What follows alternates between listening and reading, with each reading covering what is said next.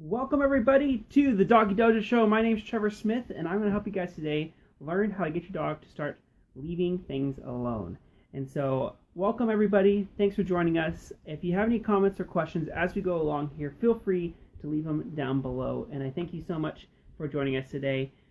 My name is Trevor Smith. I've been training dogs since I was 6 years old. I'm here in Austin, Texas, and I started teaching my own classes at 16 in private lessons, and I'm 28 now and having so much fun helping people grow closer to their canine companions.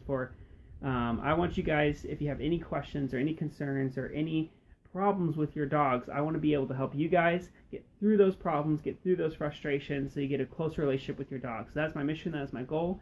I love this show so much because it gives me the ability to help a lot of you with that. And I've been watching the forum today, this week, our Facebook group, and I've noticed over the course of a couple weeks, I've seen a lot of questions about leave it and how to get your dogs to leave things alone. Whether that be leaving food alone, like the trash can, or leaving dogs alone, or leaving people alone, just whatever it is, or leaving your slippers alone.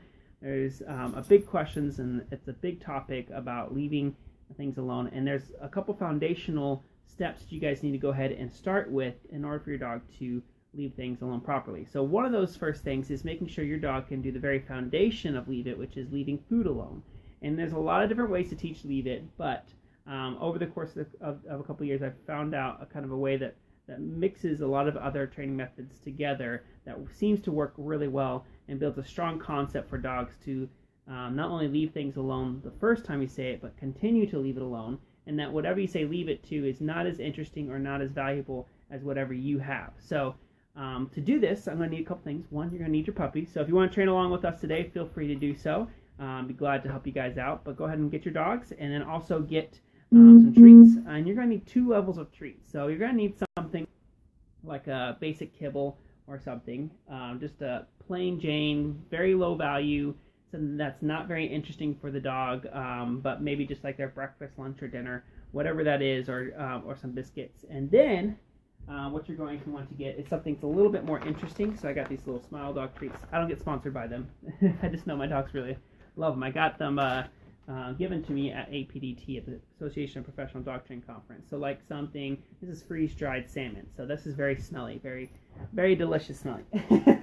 Someone is like, my Enya's down here, so let me bring her up to the show. As soon as I opened up that bag of salmon, somebody was like, hey.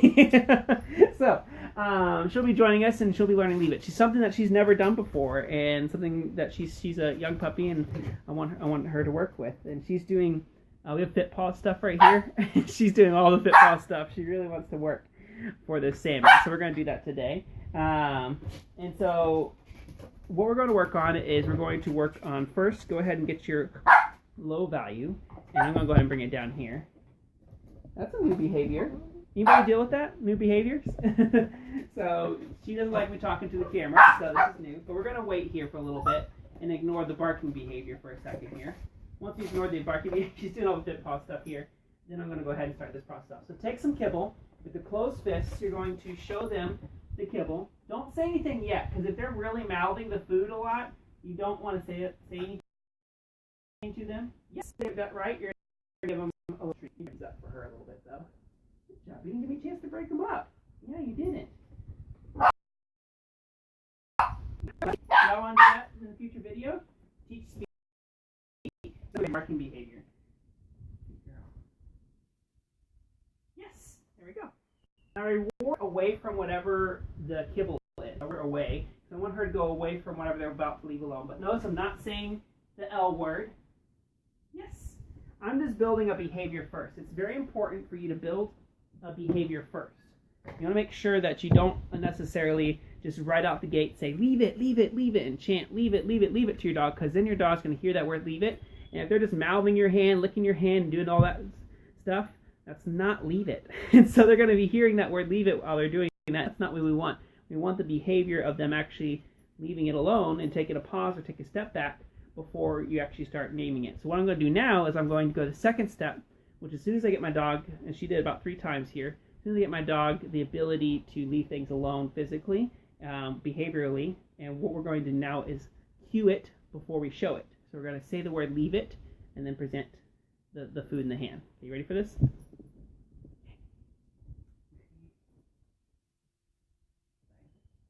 Leave it. Yes. Reward away. You want the dog to get away from whatever they're leaving alone. Leave it. Yes. Reward away. Now this seems pretty simple and pretty straightforward, but the fact is that your dogs,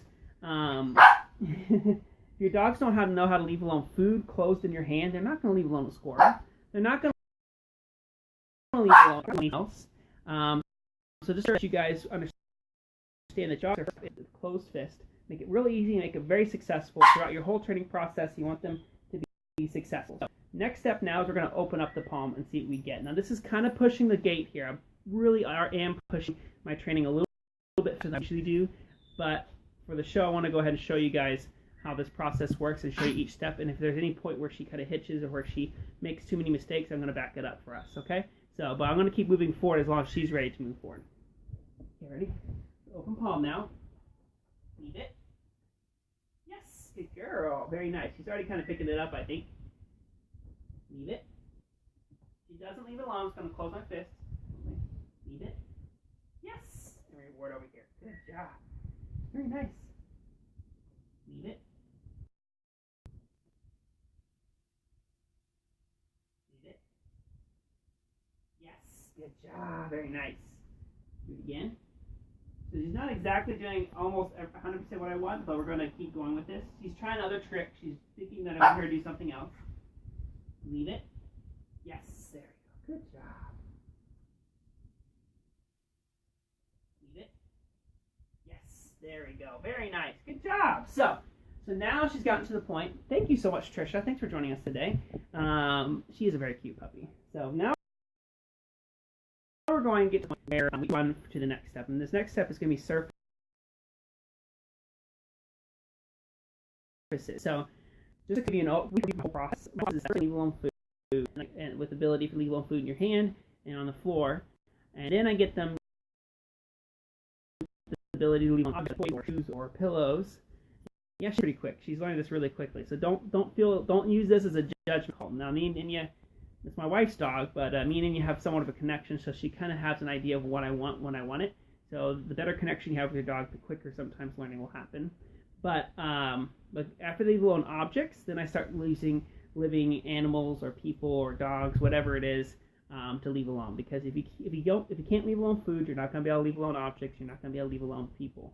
It's kind of that whole process. And I first start with the food in hand and then food on the floor. And then I do toy in hand, then toy on the floor. Now, you're not going to hold a squirrel in your hand, okay? So when you get to the third stage, it's really hard to say leave it with a squirrel in your hand. They're not going to stay still in there, okay? So you have to be careful with that. But so that's when you get to that stage, that final stage, if you have the foundations of food and objects, it makes it much easier to do that. And we'll approach that in future videos. I think today we'll talk about how to be leave alone with other things. So I'll move on to the next step. So this next step is probably once again pushing it one more step further than I usually start with. I usually probably take about a day for each of these steps at least, if not longer. It's just when the dog tells the dog is so if my dog mistakes again a second time, I'm really getting in a state of failure, and so I'm going to read my training program and try to have 3 strikes you're out and go back a step or do something so they're successful by the 3rd time. Okay. Sorry if it's a little etchy sketchy here, but thanks Trisha for joining us today and thanks for commenting. I appreciate it. So now we're going to go into food on surface. So there's a couple different ways to do this. You can do it with the table and you can do it with the floor. Sometimes table can be easier, so I'll show you the table real quick. Let me get this table over here.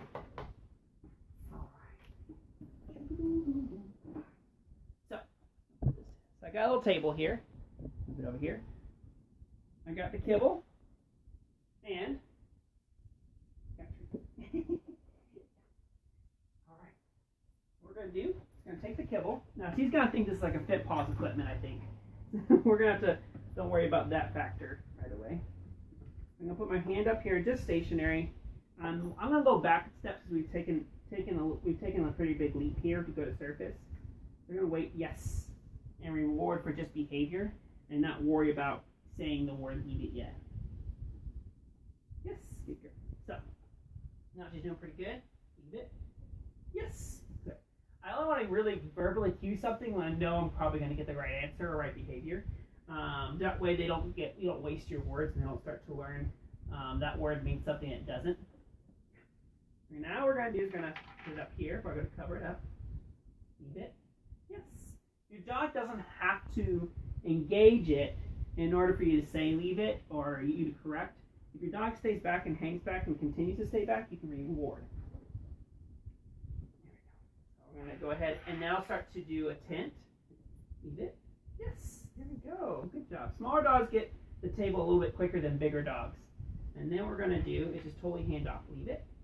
Yes. Good job. So we're doing good. I'm going to go ahead and just drop a little bit on here. Yes. Good girl. So she's still leaving it alone. Here's the crucial part right here, guys, is you don't have to wait for them to make a mistake. Yes, to reward them. She's staying here. She's rewarding. She's doing good. So I'm going to reward her for that behavior. So many people wait for the dog to jump up, hop on here. Yes. Or start eating the treats before they say leave it and then give them a reward. Or I'm going to keep giving them a reward as long as they continue to leave it alone. So lots of things we talked about early on in the intro of this video that's happening right now. One of those things is whatever is you're leaving is not as valuable as whatever I have for you. And when I say leave it to something, leave it. Yes. Then you have to continue to leave it and not just, I don't have to say it every single time and just keep chanting it to my dog. All right, so now, y'all ready for this? Now I got the surface of the table. Let's go ahead and do the floor. This is going to be a little difficult. I haven't done this with her before. I promise you guys, I have not done leave it with her before. What probably is helping is a It's Your Choice game by Susan Garrett. My wife has done a couple of those games, but with me, I've never done. She thinks it's an agility equipment. We've been teaching agility to her. So, yeah. So what we're going to do now is I'm going to go ahead and put this on the floor. She thinks she needs to be doing something with this table because she's been learning table and agility, and this is about this height of the table and agility. So, I'm not going to get mad at her about that. Good job. All right, you ready? This is a great skill to have because during the holidays, I mean, there's so many things. Halloween candy dropping on the floor to putting snack dishes out, all that stuff. Now, before fist close, leave it. Yes. And reward away. Always reward away from it. Leave it. Good. Tent now. Yes, good girl. Now my hand's totally off of this because yes,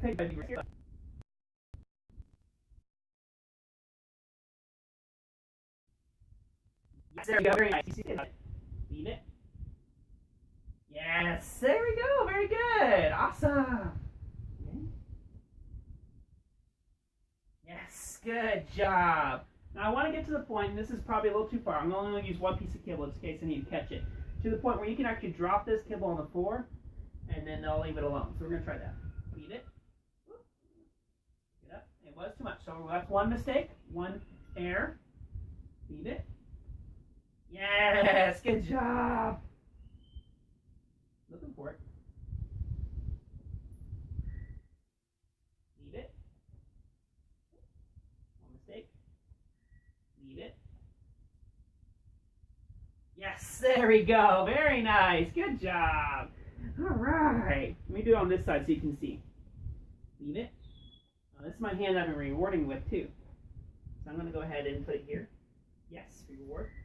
Good. So changing context, guys. Did you see that? Yes, reward. So she's actually conceptualized that this area I leave food alone, and this area where the non-carpet or the other carpet's at is where I'm getting reward. This is why you need to switch back and forth and reward back and forth. Leave it. Yes. Girl. So just that way she knows. Leave it. Yes. Good job.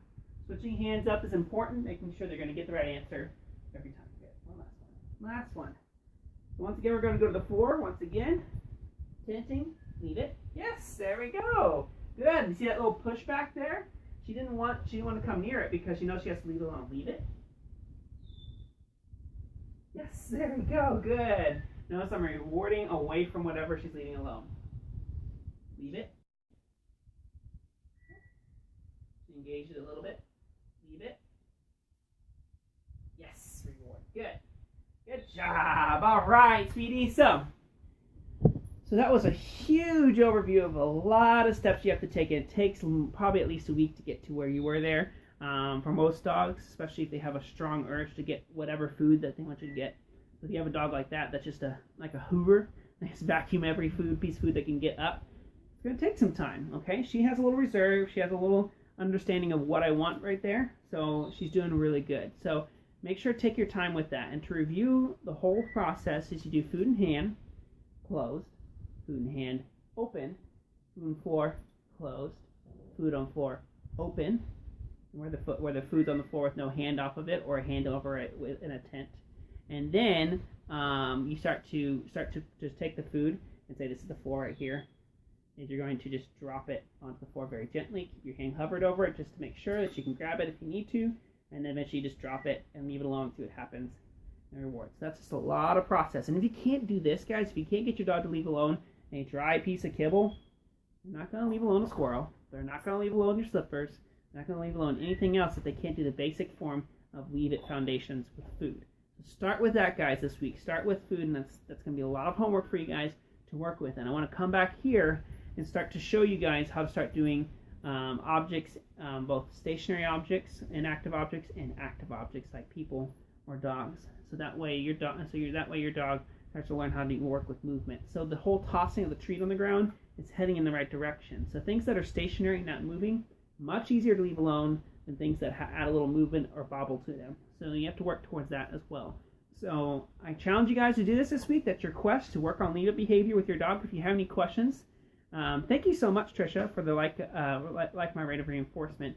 What she's talking about there is basically I try to keep the pace going. I'm trying to keep it really going, and I slowed it down a little bit because of the video. It's a little easier to see, but the faster you can go sometimes with training behaviors and rewarding a rate of reinforcement, sometimes it will actually keep the dog motivated and wanting to learn, and then you can lower down your rate of reinforcement over time.